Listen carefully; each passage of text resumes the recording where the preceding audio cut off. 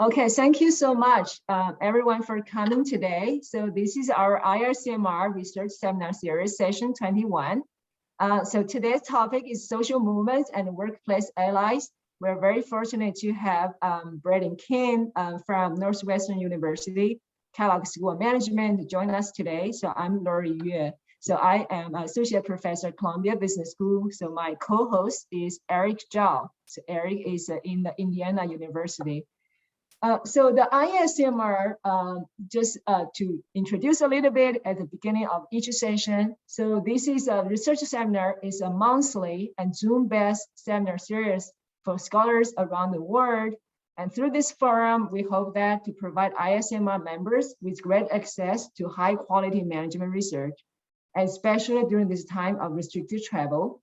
So our topic areas are actually all areas of management. So they're including OB, HR, strategy, OT, and so on. Typically, this is on the first Wednesday of each month. So mark your calendar, and this is run from an hour to 75 minutes, depends on how intensive the discussion will be.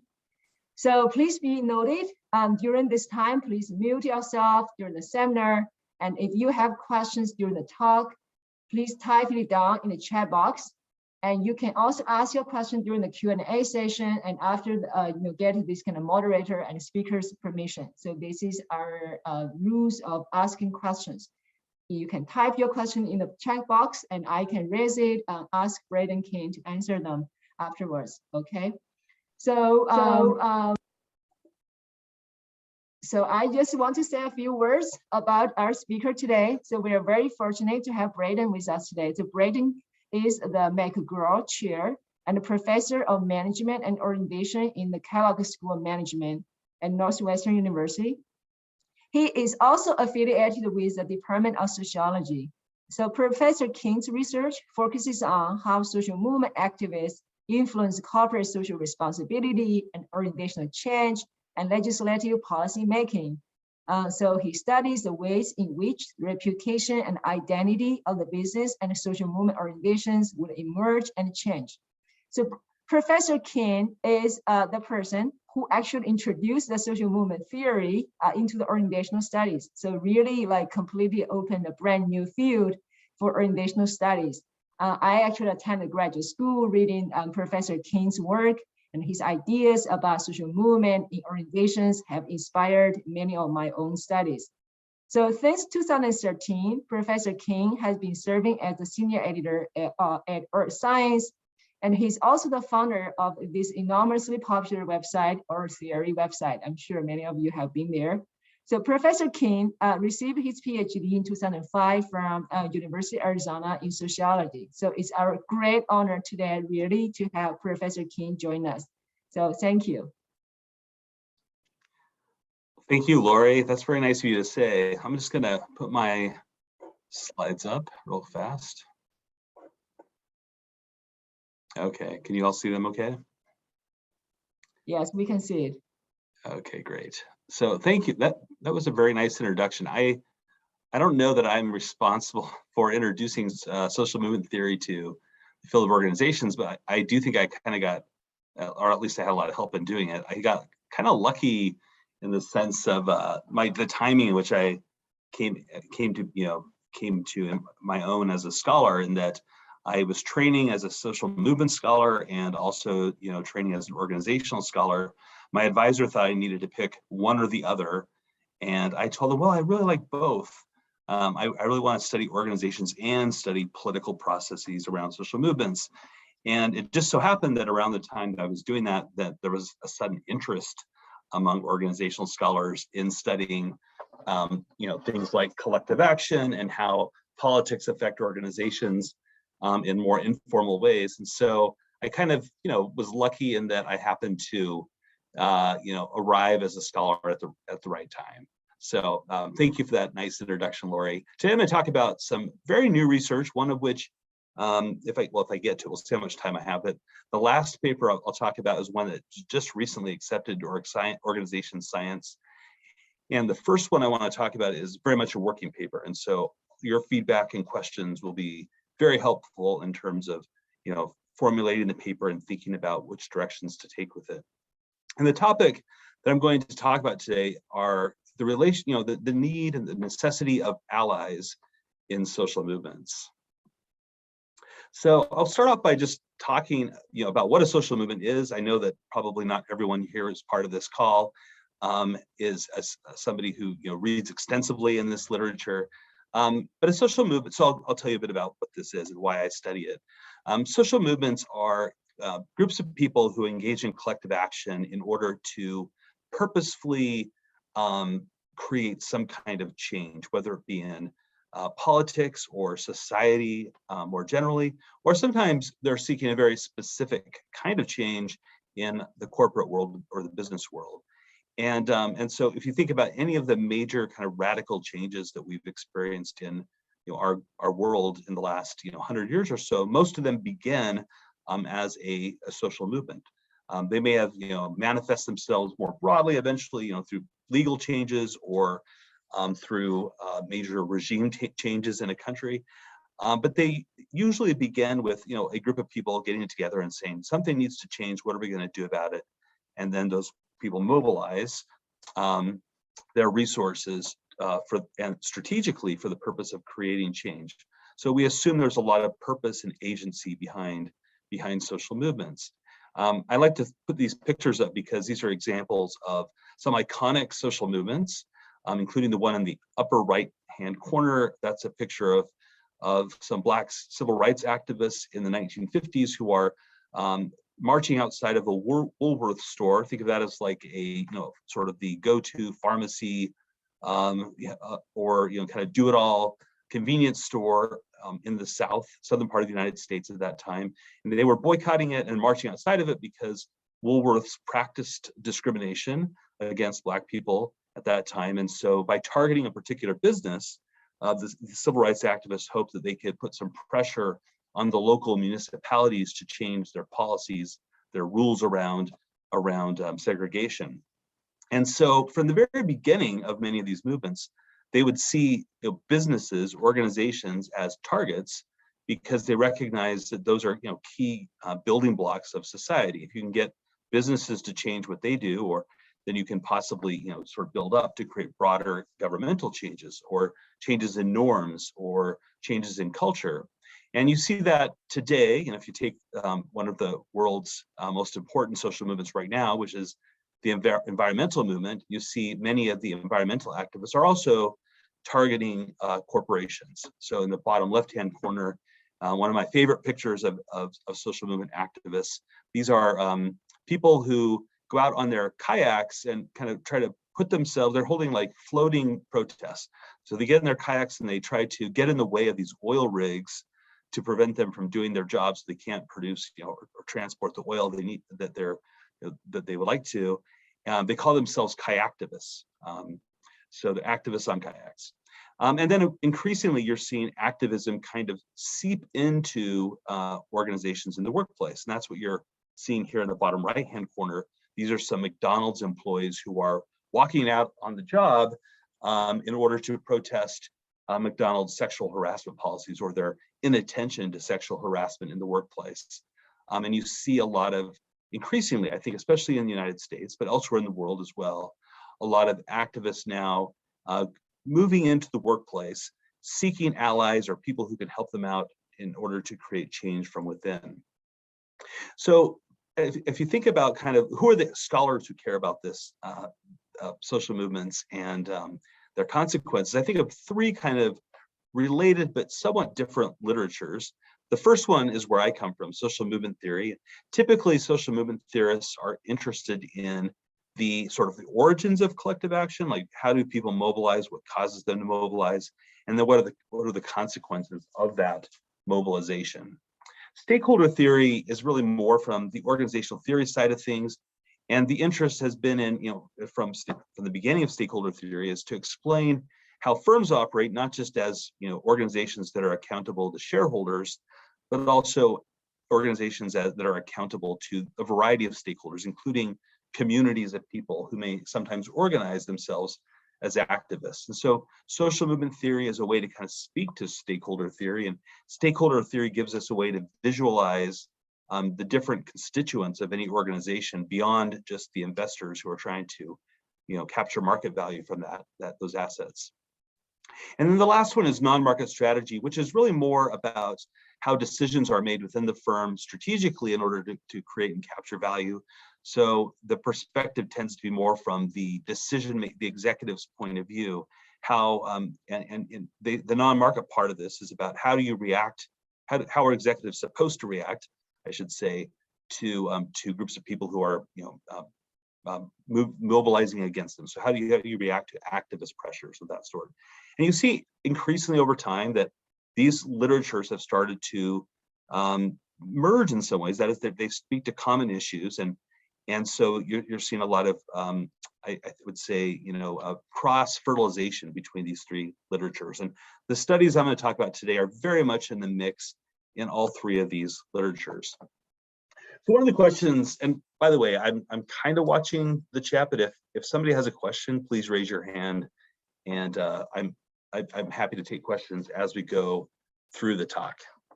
And Lori, if you want to also let me know. I will help you to monitor the chat box. I'll let you know if there's a question there.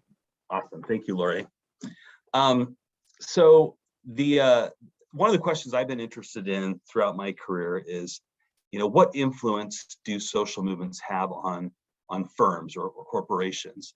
And from the beginning, the puzzle for me was, why would these powerful corporations that don't have to listen to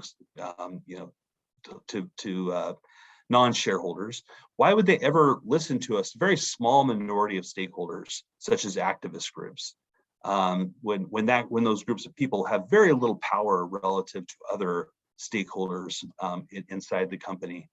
And yet we do find that sometimes they do. So for example, if you look at the first study I talked about on the left, you see 25% of boycotts that receive some national media attention lead to concessions to the activist demands. So 25% of the time, executives are caving in and doing something to respond favorably to the activists. And Forrest Briscoe and Sean Safford had this great study that showed that activists were the seed that sort of triggered the widespread diffusion of non-conventional and actually controversial practices throughout the corporate world, including same-sex domestic partner benefits. Corporations were responding to the demands of LGBTQ employees and activists well before governments in many Western states did.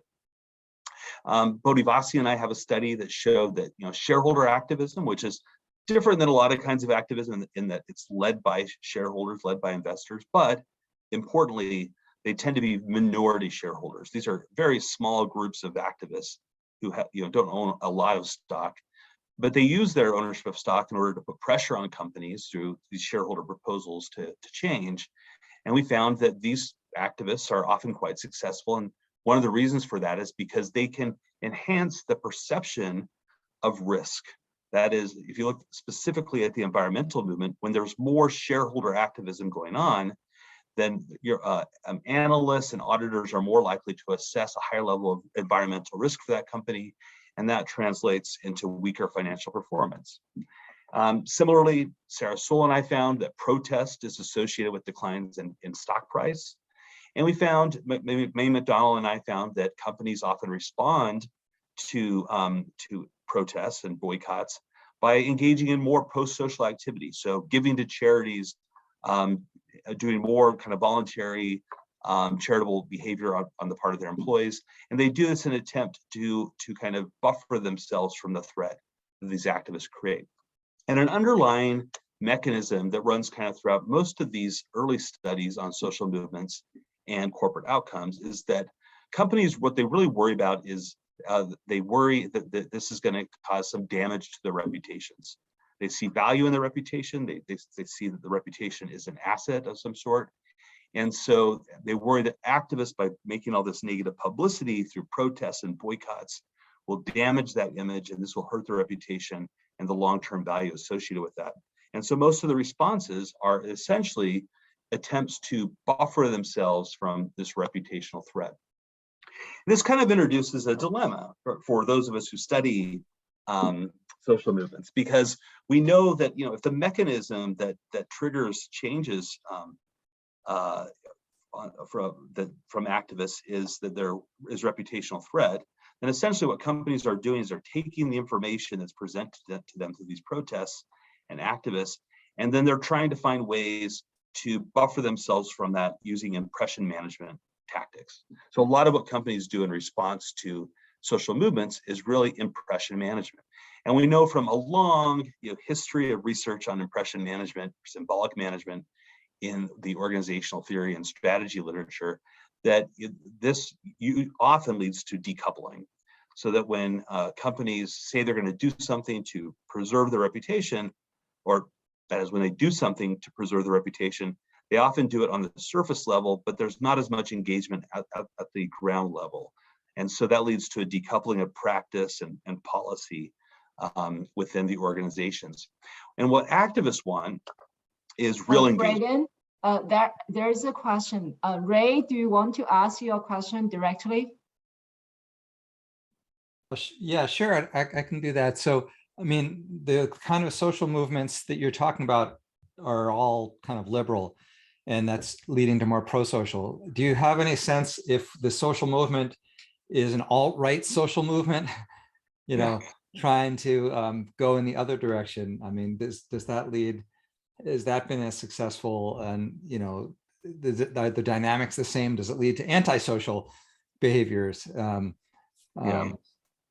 It's a really good question, and from what so there's new research that's kind of looking at this, and some of it's not yet published. But what seems to be happening is that there's less response to these, if you think of them as like conservative movements that target companies, and the reason for that seems to be, and this is related to this argument I just made, that the kind of reputation that these companies are preserving is one that is beneficial to attracting the kinds of employees they want. And so if companies are trying to attract a professional class, and they're using their reputation, or professional managers throughout the world, often who are educated at top universities throughout the world, then they tend to want to adhere to the values that are held by those professional class managers.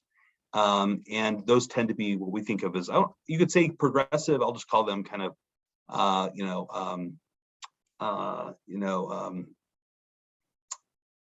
maybe Western liberal values, right? So human rights, progress, justice, all those kinds of values that we associate with Western liberal ideologies, and so whereas like a lot of the kind of more right wing, at least in the Western part of the world, movements tend to be somewhat disgruntled with that approach. Right, and they're kind of pushing back against that. And so, in as much as the employees are the group, one of the key groups of people who they're trying to satisfy, then or future employees who they're trying to attract their company, then it means that they tend to be much more sensitive to the reputational threat created by these kinds of progressive activists that we're talking about.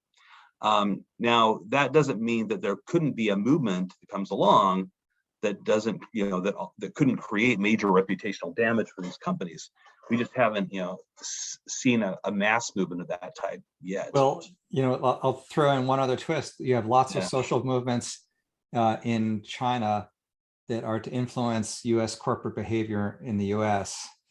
And that's SupChina recently did a whole panel on that as a key dynamic that companies have to face, and so you've got a social movement which maybe is going the opposite of the U.S. social movement. Right, and these are all very much embedded in institutional context. And so if you move from a different cultural or political environment, the kinds of movements that may affect companies may be quite different.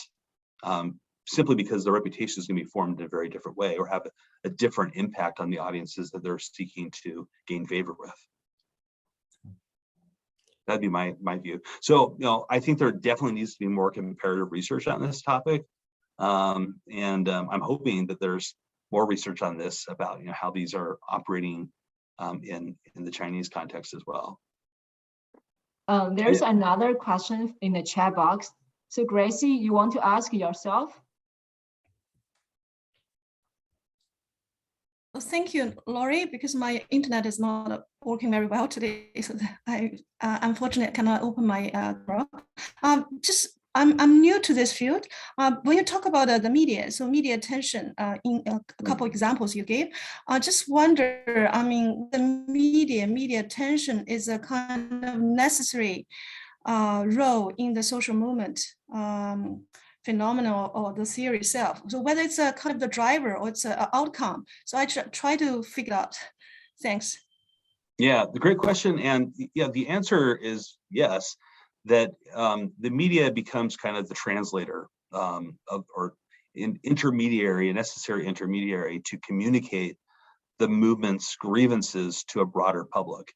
So if the goal of the movement is to pressure, put pressure on organizations to change, they really have to have somebody who's essentially serving as a platform to broadcast these grievances to a large group of people. So without the media doing that, there's only, well, I should say, in the past, there hasn't been a way to kind of get to that larger public. Increasingly, they rely less on the traditional media because they have activists have social media that they can go to. And so if you can create a stir on social media, and then you can bypass the newspapers or journalists altogether. And so what we see with a lot of contemporary movements in the last 5 years or so is that they first create a stir on social media, and then that in turn causes the traditional media to pay attention to them. So it's become kind of a two-stage process now. I would not say that the mainstream media or traditional media doesn't matter anymore. They just now get pressure to cover certain protests or topics because online activists are making it imperative that they do so.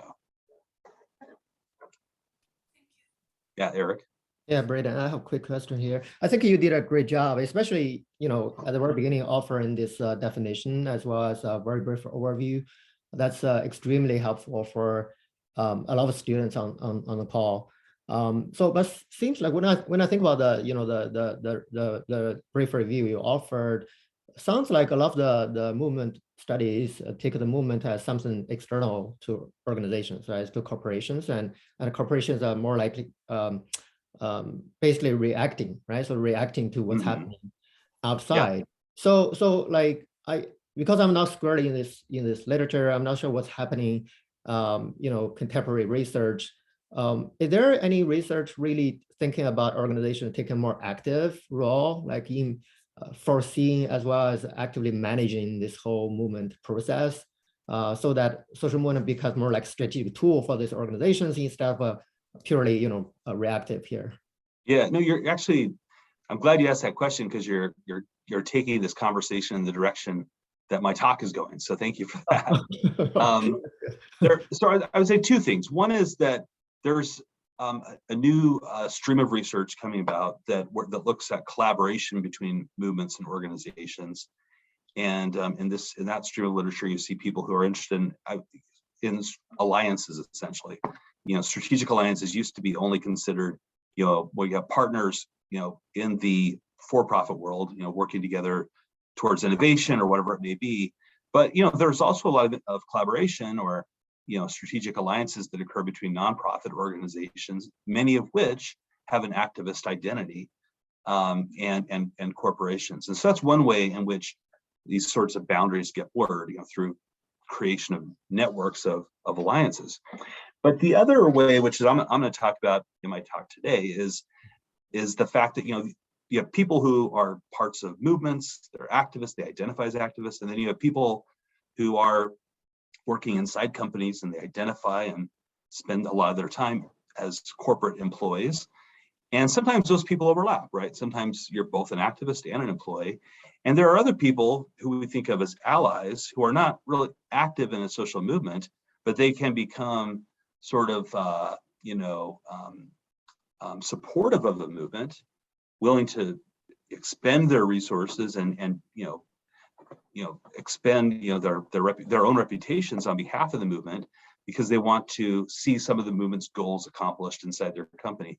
And so those allies are really important for getting any kind of major change done in an organization, especially if you want to avoid this dilemma that we're talking about here in this slide of decoupling. So one reason why decoupling often occurs is because you don't have people inside an organization who are willing to expend the effort, expend the cost of seeing that policy enacted. So sometimes we only think of decoupling as like strategic. We're going to implement it or we're going to adopt this policy, but we have no plans to implement it. But I think that there's a lot of decoupling that occurs simply because nobody knows how to do it, or nobody is willing to figure out how to do it. So the first study I'm going to go to is actually a perfect example of this, of how you need to have allies within an organization who are willing to do something about the activist cause if you want to see substantive engagement and sort of a coupling of the adoption of the new policy. So thanks for that, Eric. That actually led me right to where I want to go. So the sort of the basic theory, which I've already talked about a bit, of how movements create change, is that they rely on third parties to get things done, or to support them in order to get things done. In the world of politics, or democratic politics, this meant that social movements would protest, they would do all the things that activists do in an attempt to activate what Michael Lipsky called reference publics. Another way to think of reference publics is these are allies, right? So maybe they're voters, people who are willing to go to the voting booth and say, I support your cause, and because of that, I'm going to vote for this person who is a politician who is also supportive of your cause. Or, in the world of corporate politics, these reference publics could be employees of organizations who become supportive allies within the organization.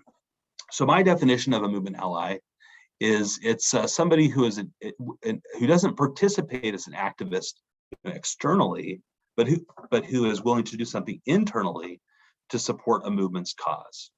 So that's my definition of an ally. And there is already research to suggest that usually when there's substantive change, you have allies in place who are doing things about that. Forrest Briscoe and Abhinav Gupta have called these people insider activists, but they don't necessarily think of themselves as activists all the time. Oftentimes they just think of themselves as employees, who care about this particular issue. Kate Kellogg described this as relational mobilization, where you have activists who are trying to mobilize relationships up and down the hierarchy of an organization in order to see change created. And I think a lot of the employee mobilization that I talked about earlier in the talk is a direct manifestation of this kind of relational mobilization, where you have regular workers who get kind of turned on to a cause because they have friends in the movement, or because one of their fellow employees talked to them and said, hey, you should support this. And it doesn't always happen on the streets as you see in this picture.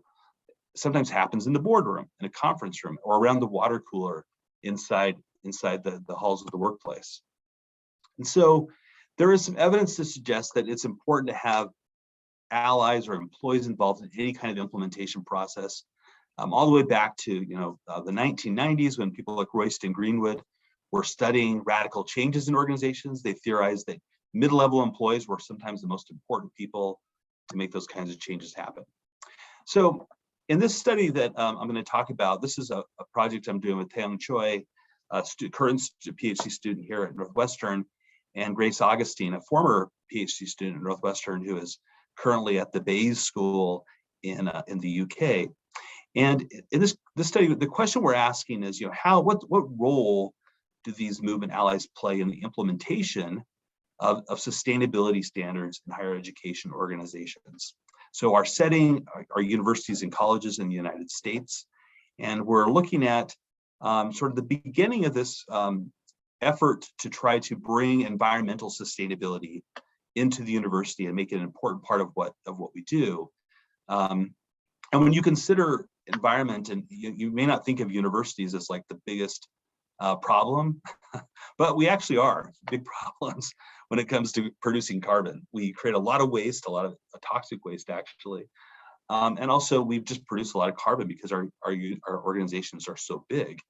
And so in the 1990s, you begin to see activists with it, some of whom were students, but many of whom just were environmental activists who belonged to social movement organizations, began to target universities and say, hey, you guys need to do something to improve your standards, of your practices around environmental waste.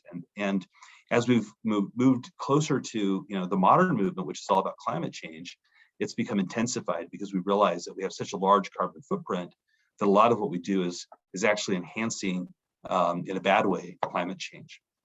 And so we're interested in kind of theorizing, what role, not just allies, but what do activists and allies do together in order to make these kinds of standards and practices truly implemented.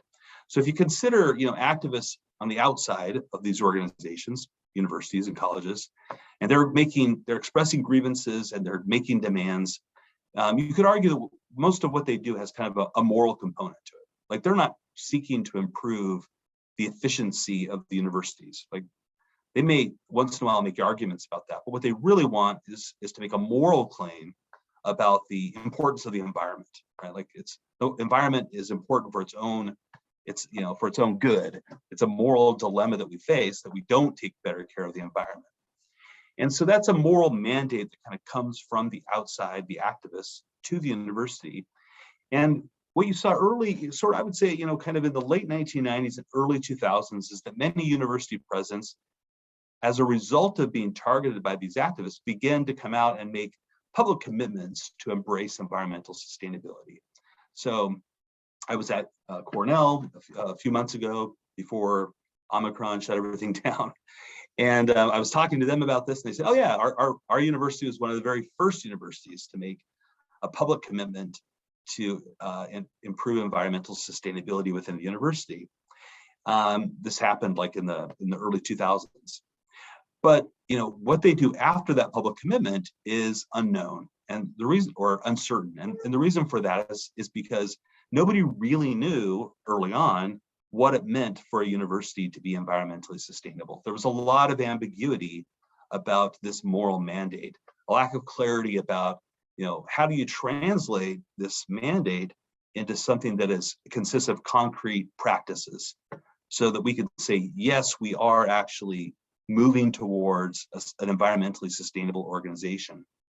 And so the key mechanism here in our study is what we're calling field configuring spaces.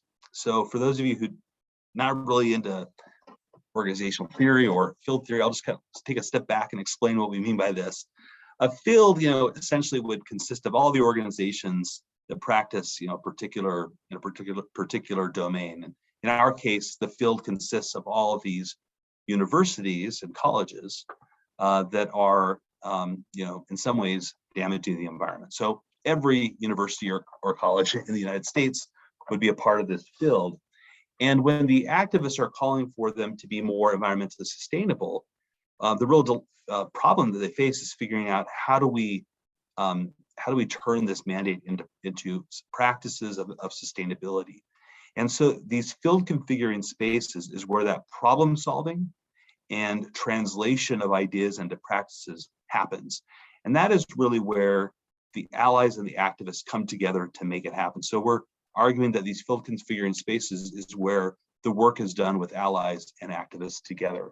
It's a kind of backstage organizing, if you want to say it that way. This is not happening in the media. So I think it was Grace, her earlier point was, does media matter? Of course it does, but this kind of thing, these field configuring spaces, don't get covered by the New York Times or the Guardian. It's happening behind closed doors, but it's really important if you want to see these standards implemented in a kind of concrete way. In our case, the process or the system that got set up to see implementation happen is called STARS, or it stands for Sustainability Tracking, Assessment, and Rating System. Now, this sounds like a really boring, kind of set of procedures or standards, but it's actually kind of a cool thing. What it does is it sets like, here's what an environmentally sustainable university would look like, and here are the ways that we can measure with concrete metrics whether a university is actually doing it or not. And you can tell just by the distribution of the ratings, this is based just on a couple of years ago, that not many organizations are capable of kind of reaching the highest level. So platinum, at that time, there were just 9 universities in the United States that were, good enough, sustainable enough to be called platinum. One of them was Cornell. Northwestern is not platinum though.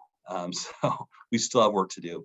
Now we should also notice that many organizations aren't even listed here, right? This is a subset of all the universities and colleges. And so just to be rated at all or to participate in the STAR system is itself an indication that you are committed to implementing these standards in some way. So our dependent variable here, the study consists of 2 parts. The first is that we're going to do a quantitative analysis where we just look at sort of the risk set, all the universities that could possibly adopt this and implement the STAR system. And then we're interested in those that did. So in our time period from 2010 to 2018, 421 universities eventually submitted the STARS report. So that's still a small number relative to the total risk set. And then our key independent variable was whether they participated in, whether some representative from that organization participated in this field configuring space. The space in this case was an actual online forum. So it was an online space where activists and university representatives got together to solve this problem. This is where the STAR system originated. So the STAR system came about through the discussions that people had on this forum. And it is also where they figured out how to, how do we sell this STARS system to your bosses at the universities? We know the presidents have to sign off on it because it represents a significant cost on the university's part.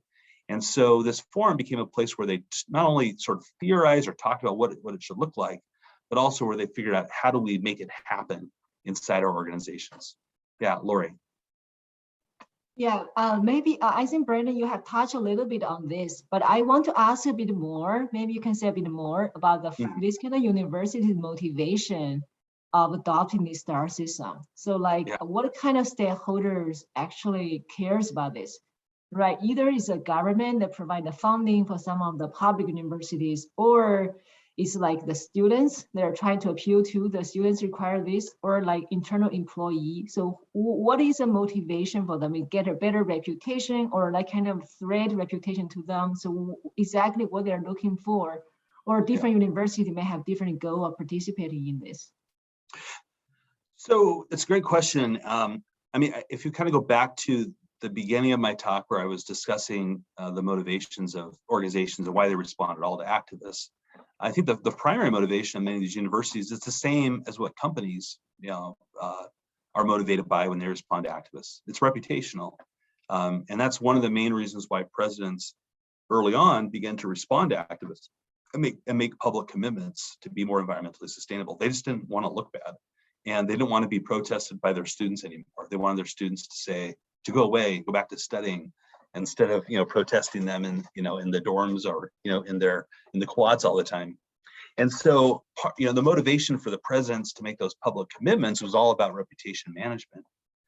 But the motivation to do the STAR system is different, and we're going to get into this a little bit in the actual analysis. And just to kind of give you a sort of a jump to the conclusion of the study. It took, essentially selling the presidents and other, key decision makers in the university that this was going to be a good way to demonstrate commitment, and rather than just simply, saying that we care about this. And so part of this may have been a result of, simple kind of politicking within the organization, but somebody had to do that politicking, and we would argue that those people who are doing it tend to be the allies. So I guess another question you could ask is like, well, what's the motivation of the allies? And it's actually pretty heterogeneous. Some of the people who showed up on the forum, by the way, just so you understand what the forum is, basically it started off as a listserv, an email listserv. So in 1992, there was no such thing as Twitter or Facebook or anything like that. And so it was just an email listserv that people could join and participate in. By the end, by the time we started studying in 2017, it had become a little more formalized, and I think it was more like a message board, but it was never more complicated than that. And so, why did employees of universities come to this forum? Well, sometimes it was because they were just, people who had philosophical reasons for doing so. They were committed to environmental sustainability. There were professors or, administrators who really cared about this. And those people were more like the activists, but many of them were there because it was their job, or they would somehow been like tasked with by the president to oversee sustainability. So you would see some of these people who, were like formerly in charge of like facilities management, or like, they were like the guy who was in charge of getting rid of waste in the university. And their president said, okay, now you're also in charge of sustainability. And so they would join the forum because they had no idea what that meant. So it's like, okay, I'm going to go to this forum to figure out what it means to be a sustainability manager inside the university. It became a place to get educated. But in the course of interacting with the activists, they became more committed and became allies in this process. So the forum, as we study, it runs essentially from 1992 to 2017. We found more universities represented in the forum that actually, adopted or implemented STARS. But we believe that participation in the forum by some, employee, some member of the university, is a key instigator of why they would implement STARS in the first place. And it's not like STARS was the only thing they could do. There are actually other certification, systems out there that, are less effective. In fact, people who are really committed to the cause believe they're kind of, greenwashing. They're just there to like make universities look good without actually compelling them to do anything about sustainability. But there are other ways to do this besides just STARS, other less costly ways to do it. So this is a figure that shows you kind of activity over the forum. You could see early on, there's, sort of trickled through. There was a lot of outsiders or students who were dominant in the early years. Those were the activists, like the people who are only there because they care about the environment. And then around sort of the mid 2000s, this is about the time that more presidents began to make these public commitments to sustainability. That's when you saw an explosion of activity on the forum. And the people who began to flock to it were people who were essentially brought into these positions as sustainability managers or university staff who were tasked with sustainability in some way. And that's the biggest growth within the forum during that time. So I'm not going to go through the whole analysis, because I want to actually spend most of the rest of the next 15 minutes or so talking about the qualitative analysis. So I'll just tell you what our quantitative analysis shows. We found that universities that had a sustainability ally participating in the forum had an 84% higher hazard rate of submitting a STARS report than universities that did not have an ally in the forum. So it wasn't deterministic, but it certainly significantly increased the likelihood of participating in STARS. And we found also that it wasn't just the presence of an ally, it was how engaged was the ally in the forum. So high level of engagement meant that they just submitted more posts to the forum. And so for a 50% increase in the forum posts, that was associated with an 11% increase in the hazard rate, above and beyond just being present. So having an ally was pretty important quantitatively to increasing the rate of implementing sustainability. And you could see that participation was important as well. So the next part of our study was to qualitatively analyze, so if the forum mattered, if it mattered that you had an ally participating in this forum, why did it matter? And so to figure that part out, or how did it matter? What were they doing that made this so integral to implementing these standards? So to figure that out, we did a text analysis. And the forum has a lot of different messages that talk about a lot of things besides just STARS. So we wanted to kind of narrow it down to the messages that focused on implementation of sustainability. And so we used a keyword report that looked at implementation as well as STARS reporting. And that brought up about 1,500 individual messages or 447 conversations. So messages are embedded within conversations on the forum. We hand coded about 30% of these, and then we use that coding to develop a computational text analysis. So think about these relational messages as kind of interactions, and from those interactions, we were able to derive themes, and the themes end up becoming key to this qualitative analysis I'm going to present to you. So this is just another way of saying we were doing more than just reading the messages. We were also trying to analyze them to find common patterns across the various interactions that people had on the forum. So there are kind of two things happening here in the forum that were really important to the implementation of sustainability standards. The first we're going to call, scoping the moral mandate. So there's this moral mandate. It's ambiguous. It says we should care about sustainability. What does that mean? So we call that part scoping the moral mandate. And there are four parts to this. First is, theorizing possibilities. So theorizing what it means as a group to be sustainable, a sustainable university. Two is evaluating alternatives. So if practices are going to be involved in this, like let's evaluate these different practices against one another and figure out what the best practices are for being sustainable. Three would be challenging the underlying assumptions. So this is where you start to get people kind of giving feedback to each other and questioning whether what they're doing is the right thing. And then four is reflecting. So once implementation starts, we can reflect on what we're doing and figure out if it's actually leading to the kinds of changes that the movement had in mind. I think somebody is off mute. Okay, here we go. So I'll give you some examples of scoping the moral mandate. The first is what I would call theorizing possibilities. So this is from somebody who was an ally within the organization. He said, "My thoughts or dreams of what campus sustainability will or does or should accomplish across all of higher education and society. Campus sustainability builds community awareness around social, economic, and environmental issues, offers resources to identify and create solutions, and serves as an integral partner in the implementation of these solutions locally and globally." So you can see this is pretty high-minded, right? This is not yet concrete at all. They're still very much kind of theorizing what it means to be sustainable. And the guy has lofty goals that involves like not just changing, the local campus, but also changing sustainability throughout the entire world. And you saw a lot of this, especially early on, when they didn't yet have a concrete set of practices involved.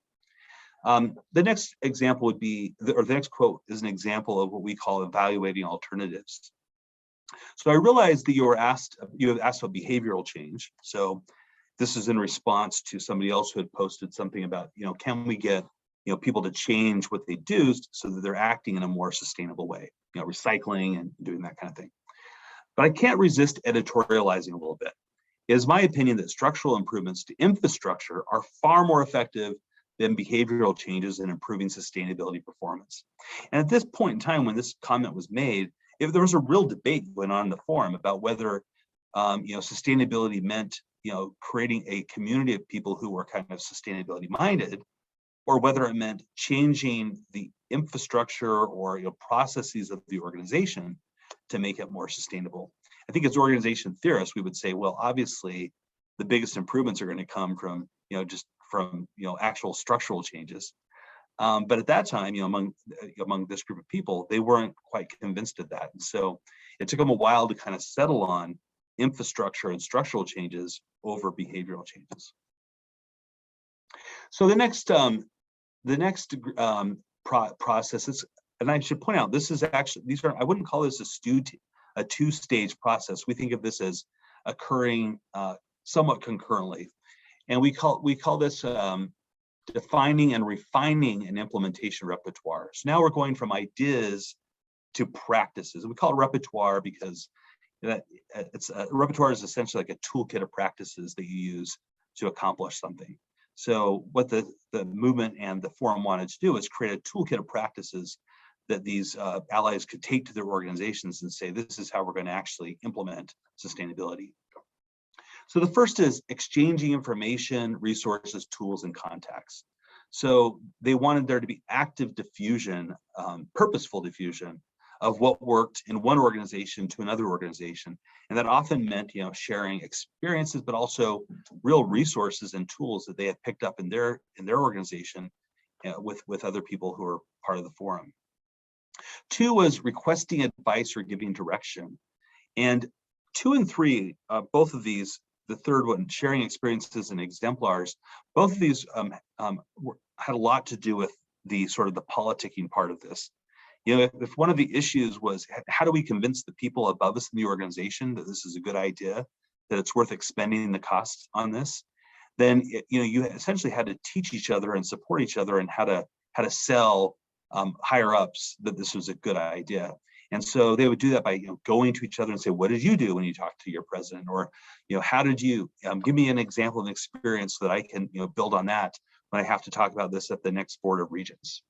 So there was a lot of this going on in their efforts to improve and on selling stars within their universities.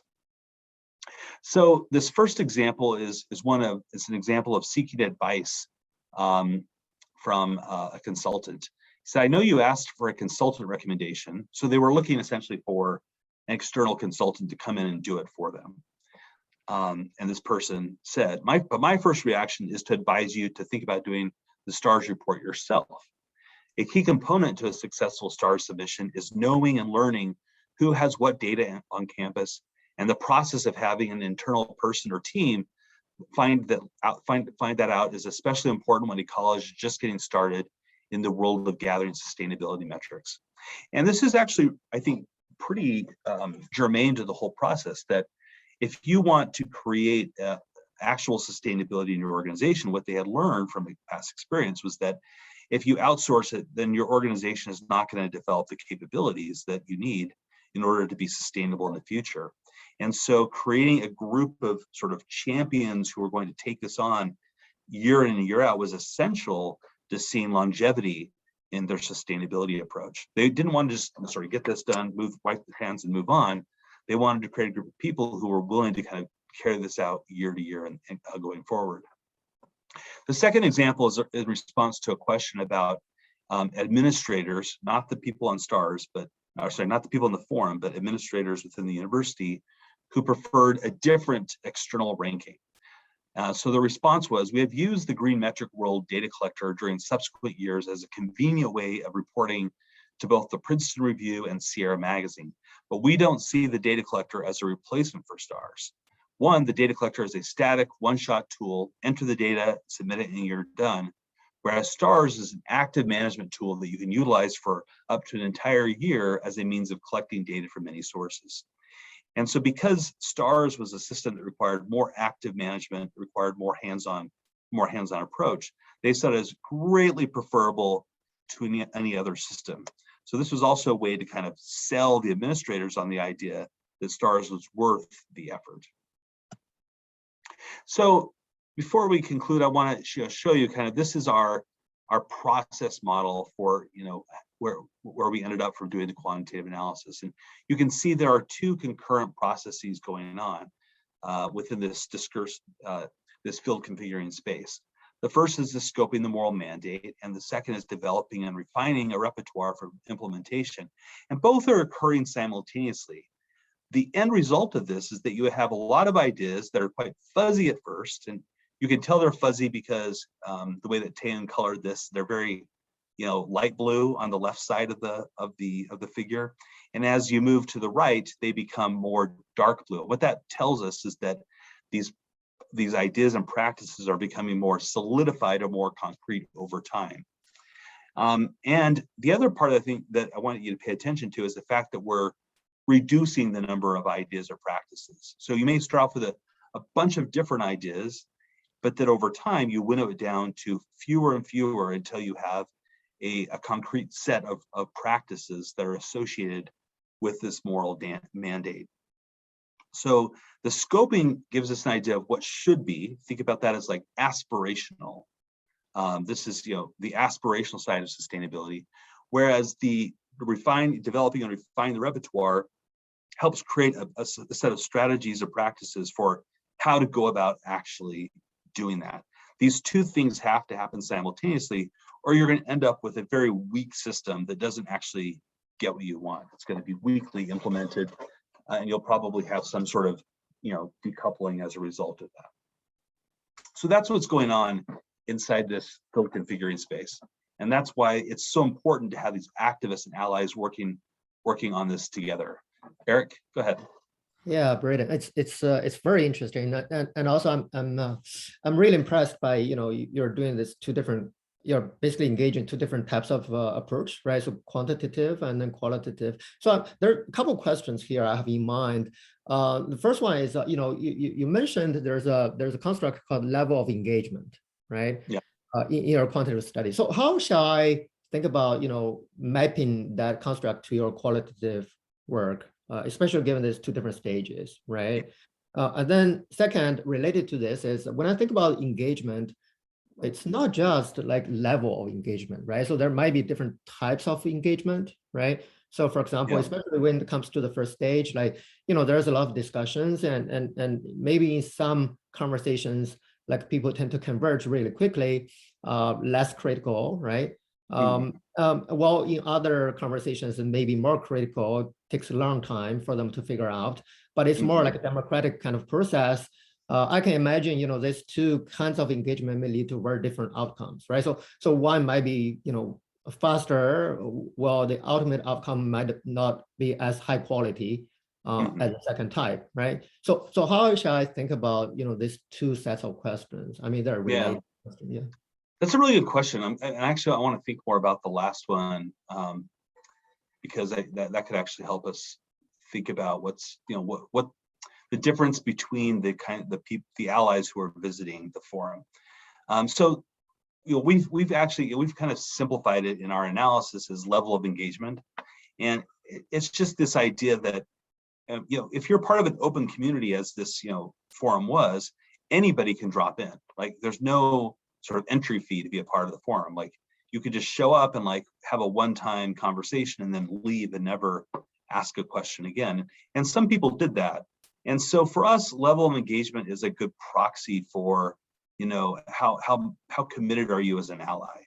If you're returning again and again, it signifies that you're actually pretty committed to seeing this happen within your university. But the other is, and this is something you said, which is that there's a higher level of quality.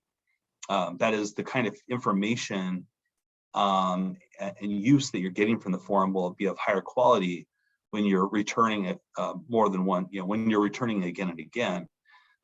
Whereas if you only drop in once, you're just not going to get that much out of it. It'll be low quality information that may not be super useful to you. So I think it's worth thinking about the different qualities of allyship as well. Not every ally is equal, in what they're getting from the movement, but also what they're giving to their organization. And so we haven't done this yet. This is not a part of this analysis, but we've been talking about, looking at variation between the allies for a future study. So what does it mean to be an ally would be, I think, a good question. And it's actually one that addressed in the other study, the other paper that I might talk about. Probably not, actually, we're running out of time.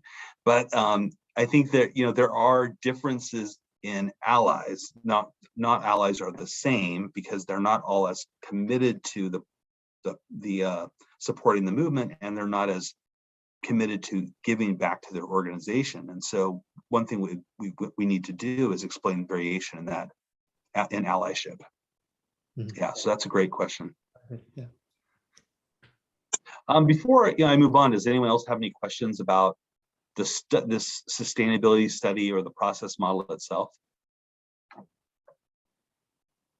One thing I would say is, we very clearly designed this, or came up with this, as a result of digging into this particular case, looking at sustainability within higher education.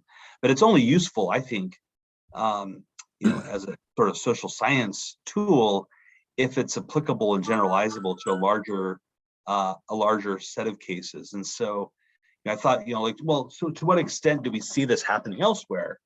And I think we can. I think it is generalizable. And one area where I would point to today, what it's quite relevant today, would be what's happening in the diversity and inclusion world, not just in the United States, I think globally. Lots of companies now are dealing with this.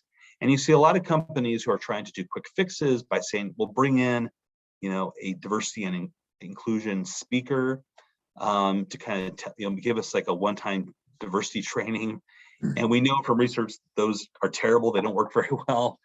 Whereas other companies are taking a much more serious appraisal of what's happening in their organizations and are trying to engage with the activist community.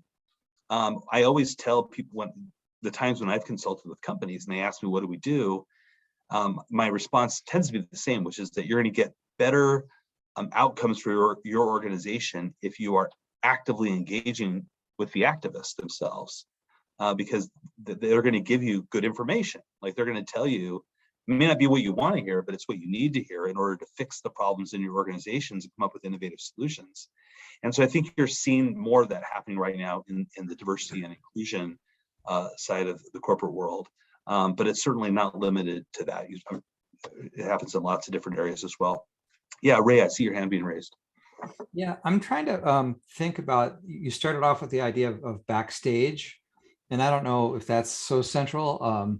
Years ago, I did a book on front stage, backstage, and labor relations and labor negotiations. And the idea at that point was that there's certain things that happen front stage, and the front stage was the conflict, because each side is legitimized by its position in opposition to the other.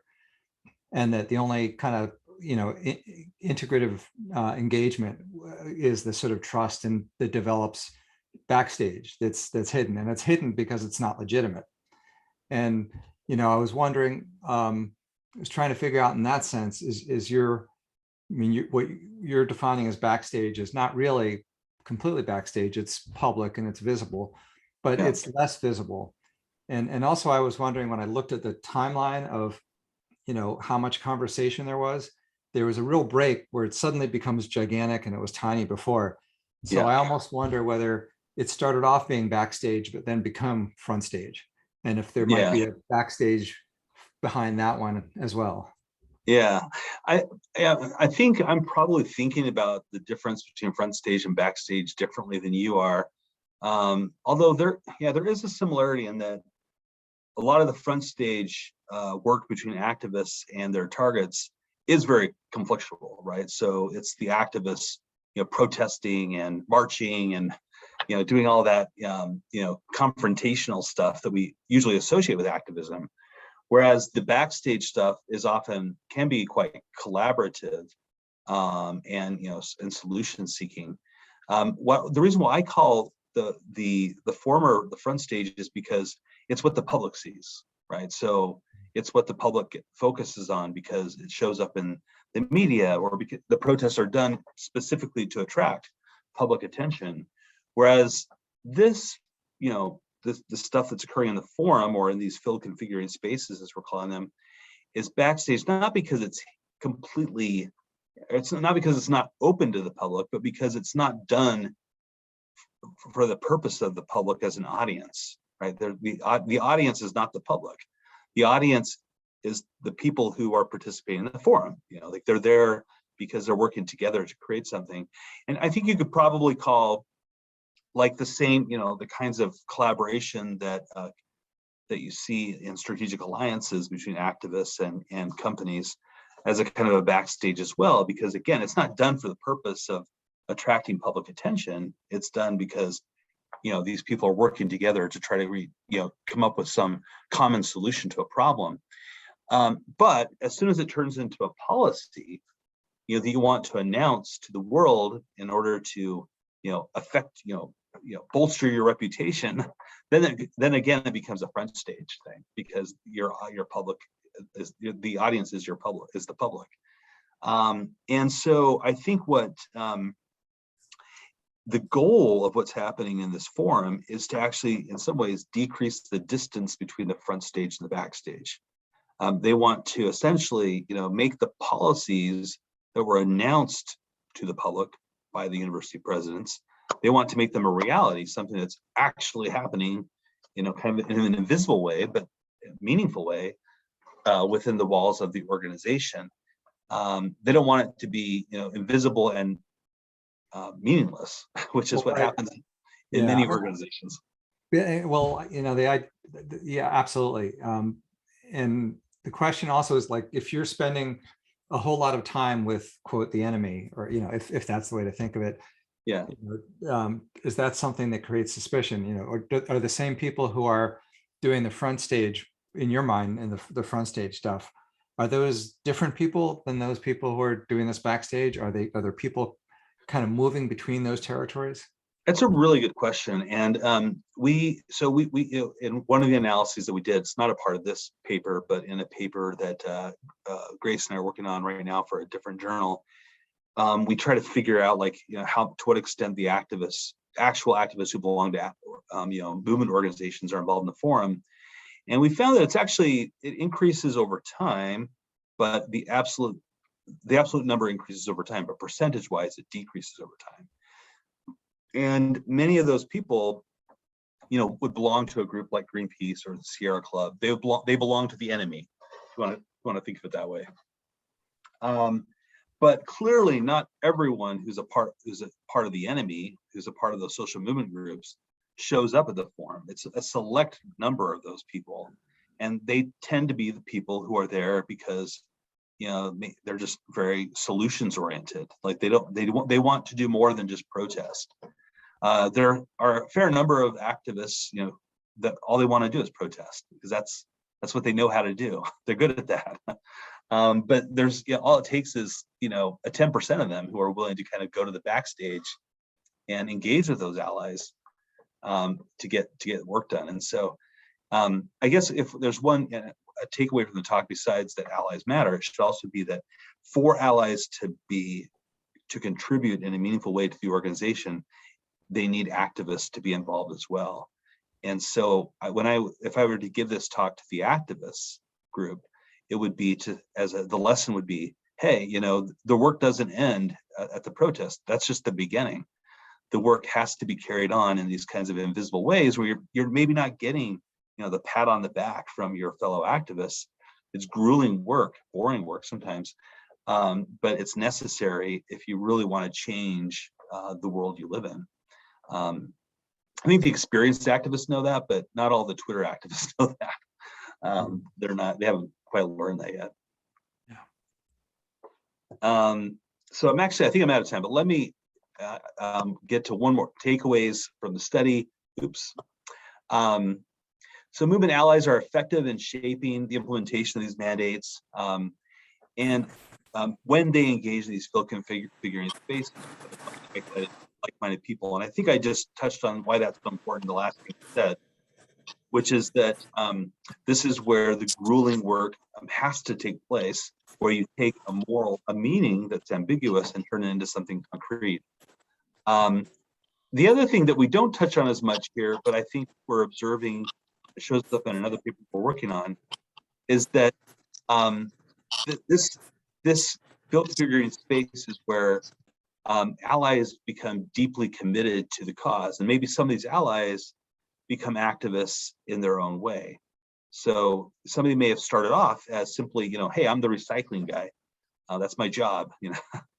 That's what I was hired to do. But as they spend more and more time in this field configuring space, their commitment leads them to become more activist-like. They become what Forrest would describe as an insider activist. All right, so I'll end with that. I think I'm about up to my time limit. So are there any other questions before we conclude? No? Let me just say, Lori, I just want to thank all of you for showing up today, and also thank you for the honor of being able to present in this speaker series. When I was asked, I immediately said yes, because I knew it was a great honor to present in front of all of you. And I hope to meet you in person very soon. So when you see me at some conference, whatever, please come say hi to me. Look forward to it. Yes. Thank you very much, Brayden, for this really brilliant talk. I think our audience learned a lot. There's like more than 100 participants today, and it's a really great introduction to them, a lot of them, about this social movement theory. and really nice to learn about this latest research you have been doing, both quantitatively and also the qualitative work using the text analysis. Really, really very impressive. We also have a souvenir that our IACMR staff is going to get in touch with you, and they're going to mail the kind of souvenir directly to you. So thank you so much for giving this talk. Let's give Brayden a round of applause. Thank you. Thank you, Brayden. Thank you, everyone. It's Thank you, okay. Brayden. Okay, Thank you, thank you, Brayden. everyone. Yeah. Thank you.